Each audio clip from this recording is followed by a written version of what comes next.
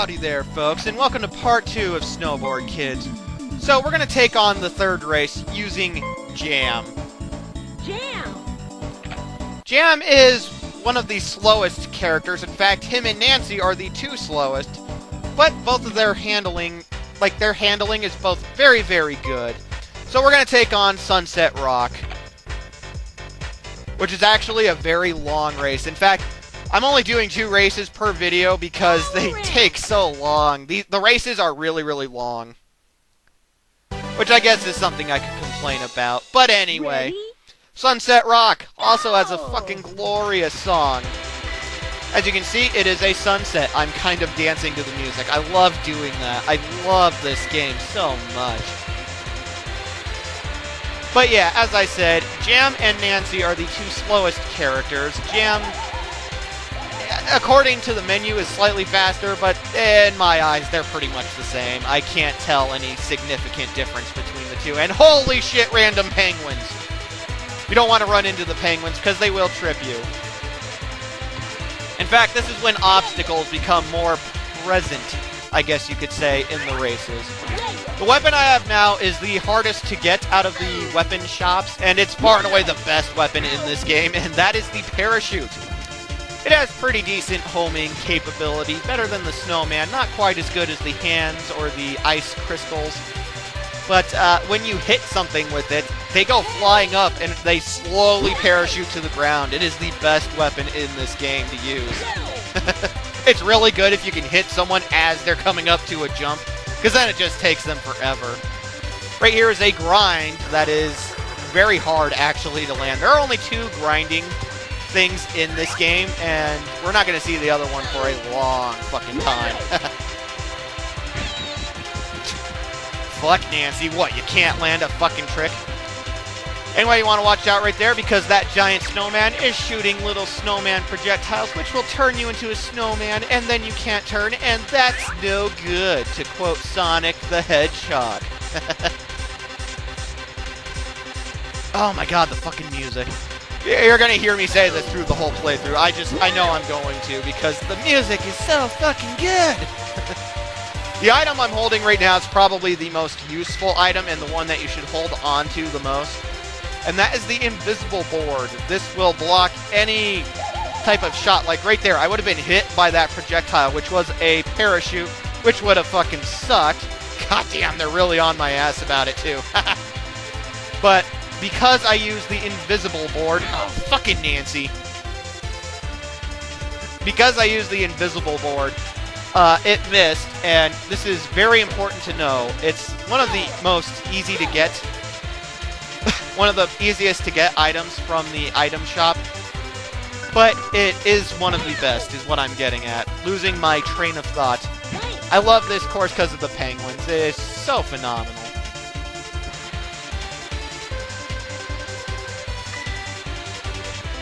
I love the backgrounds in Snowboard Kids as well, because there's always so much. This game has such a great atmosphere, so much personality, and it's really great. Sadly, it's only on the Nintendo 64. It was never ported or remade or anything on any other console, and I think that is absolute blasphemy. So admittedly, being able to record this has been a bit of a pain in the ass. I actually wouldn't have been able to do this playthrough for a long fucking time if it weren't for my brother-in-law. So, any of you guys watching and enjoying this playthrough, make sure to give thanks to my brother-in-law. Aaron, thank you so much, because he's the one who sold me his Nintendo 64. And what's more, I found out he was a little hesitant about it, like he didn't want to get rid of it, and honestly, I didn't know that when I bought it from him. Otherwise, I would have told him that it's okay, because I don't want to take something that he loves. I mean, come on. What kind of a prick do you guys think I am? But yeah, thank you, Aaron, my brother-in-law. Without you, this playthrough would never have been able to come to be. And I know what you're thinking. God, of all the first playthroughs to use your DVD recorder for, and to, you know, not do the same way that you've been doing them, why in the world would you choose a racing game? Well, like I said, I love this game. It's my second favorite racing game ever. And it's just, it's, oh, fuck. Fucking Snowman. Anyway, it is so fucking good. See, the snowman thing lasts for a really long time. What's way worse than you running into a wall is you fucking stopping and having to wait for the snowman to fucking wear off.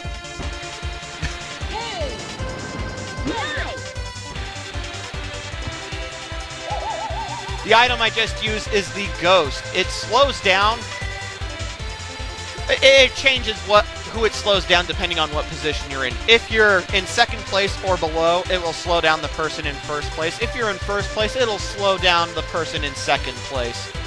It's pretty useful, and funnily enough, you can actually compound ghosts. Like, you could have everybody from second place and backwards each use a ghost, and if you're in first place, you're going to be triple ghosted, I believe. And goddamn, does that always suck. Ow!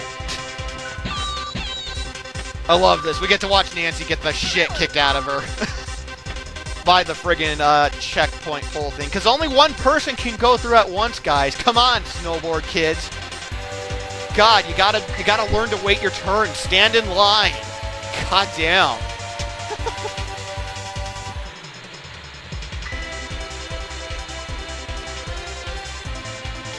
God, I love the soundtrack. Huh. So much like Mario Kart or Diddy Kong. Actually, I don't know. I don't think Diddy Kong Racing was like that. I haven't played that game in ages. That's my third favorite racing game ever, and I haven't played it in forever. But I do know that in Mario Kart, it depends on what place you're in, what items you get. This is true for snowboard kids as well. First place, you generally get like the not as good items and weapons. Third place, you tend to get pretty much the same kind of crap you get in the fourth place. And by crap, I mean the best shit to use in the game. Fucking ice crystals. In Snowboard Kids 1, it's really, really hard to dodge and jump over all the projectiles they throw at you because you don't have any realistic way of gauging how far away they are. That's why I was kicking ass with Tommy in Stage 2 in Big Snowman. Not so much here in Sunset Rock.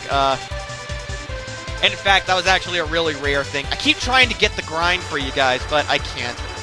When you successfully do it, nothing really happens. You just grind on that pole and you get 300 coins, I believe.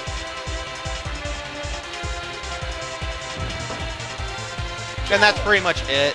There is one other course with a grind on it, but like I said, we actually will not be seeing that until the extra video. So yeah, there's that. Ow. Fucking hand! See, it's so hard to gauge when you should or should not jump. You gotta make sure you're doing tricks, or at the very least jumping at that jump that we just went over. Otherwise, you're not gonna make it, and you'll fall down, and then you'll be even slower behind everyone. Actually got really lucky here with the snowman. I stayed pretty much on course. I was actually surprised. I managed to keep my momentum and stay on course pretty well. It's pretty surprising. This is also a really close race. As a lot of the course... or rather, as a lot of the races in Snowboard Kids are. That's another reason I love this game, is that it's actually quite difficult as you keep going further and further. I have a lot of close calls. But there's still no match for me. Thank you. You want my honest opinion? Jam and Nancy are the worst characters to play in this game. Even worse than Tommy, because I find how slow they are is really a hindrance in comparison. It always feels like it's better to be fast. Unfortunately, we're going to Nancy. Nancy! So I've actually accumulated quite a bit of money. Oh no, that's right. Sorry, that's in the next video. Never mind. Never mind. Because Nancy's handling is supposedly so great, let's go ahead and use the Alpine board, the speed board. This is the only time I'm going to use it. Ready? Go! And it is indeed faster, and it is indeed a lot harder to turn and shit. Control is so much more important as far as the boards go than speed is. You want to try and get this turn. It's much easier if you're using, like, the freestyle board. Again, the freestyle board's the best. But you want to make that turn because it's actually a lot quicker. This is when shortcuts start becoming a bigger deal than what than what they've been up until now. In fact, I don't even... No, there were no shortcuts in the previous 3, were there? Ha! But yeah, this is also a little bit of a tense one because right here, it's very easy to fall off if you don't know how to turn properly and take advantage of sharper turns. Or if some douchebag like me fucking uses a hand and makes you fall off the edge. You don't want to do like a flip trick or anything with that jump right there. The best you want to do is a grab because that's a really tight jump. Even for Nancy, that's a really tight jump. Right here, you want to try and be turning to the left a little bit so you can take this shortcut. This one's infinitely quicker, but it's also a lot harder to get to. And right here is the sharpest turn. This is where you're really going to have to learn how to manage the turning. Course 4 and onwards is where they really start going all out on you. You have to know how to turn. You got to know where the shortcuts are. You got to know how to use the weapons and the items effectively. You got to know what jumps that you need to do tricks on and which ones you need to not do tricks on. That one you can actually do a simple trick like a back flip or a front flip. There's no real difference between a back and a front flip. I should have used the invisible board. What happened there is that is the pan's, like saucer pan item, and when it's kind of like the blue shell in that it'll hit whoever, except not. It'll always hit whoever it's being used on if they're on the course and they don't use an invisible board or something. But it hits everybody, and this game's actually really bad about it. We'll see as the game goes on. The game gets pretty fucking ridiculous with the fucking saucer pans. It's really ridiculous later on. The AI rather, is not as hard as it gets later on. It actually gets much harder pretty much as of the next race, not to spoil anything for the next part. Next race onward is when the AI goes pretty much, okay, we're going to kick your ass because you've been winning all this time. Night Highway also has one of my favorite tracks. As you saw right there as I did that trick, there is an N sign, like an N with a little finger pointing that way. That's actually a shortcut that I haven't been able to take in years. It's really hard to take that one. Oh, I fucking hate that. Because Linda went through the item shop already and I was right behind her, as the item shop was coming up, it stopped me. You can actually be tripped and whatnot from there. From running into the shops, the weapon and item shops, and I hate that. You lose your momentum, and it's so fucking annoying. I really hate that. But I'm still kicking pretty decent ass with Nancy. I do wish I was not in third, but hey, I can't complain. I'm still keeping up. That's another thing. If you find you can't keep up with the other racers, you're probably not going to win. Like, if you're in fourth and you're not able to catch up at all, you're going to have a hell of a time winning. I know that that's pretty basic and common sense stuff, but if you played the game, you know what I'm talking about. One lap to go, folks. Oh, fuckers! You fuckers! Come on! Damn you, Tommy!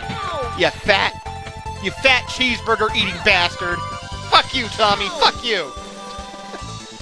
God damn it! Jeez, a fucking Lou. So maybe now's a good time to mention one of the major drawbacks, and I mean it's like the biggest drawback this game has. You can save, but you need one of those Nintendo 64 memory card game packs, which plug into the controller. Only a handful of games actually use those. Snowboard Kids 1 is one of them. A game called Quest 64 is another one. I kind of want to try my hand at Quest 64 LP-wise, because I did like Quest 64. It's one of the only RPG-style games for the Nintendo 64. But I'm getting off topic. My point is, you have to use a game pack, a memory card game pack for the Nintendo 64. This is actually a bit of an obscure thing, which not very many people had or used. I have one because my brother-in-law sold me one. Like, he sold me a Nintendo 64 with 4 controllers, like 40 games, and a fucking, and 2 rumble packs, and a memory card pack thing. I think there was also a transfer pack for fucking Pokemon Stadium, but I could be wrong. Basically, my brother-in-law is pretty fucking awesome. Anyway, though, so I do have one, but the problem with that is I have no idea what games were saved on it, and there wasn't enough room to save Snowboard Kid, so I had to do it all in almost one run. Almost. I did it in 2 runs, but, you know. We'll get to that. Oh, God. It's the 3rd lap. Tommy just passed me. God damn, this is going to be a close one.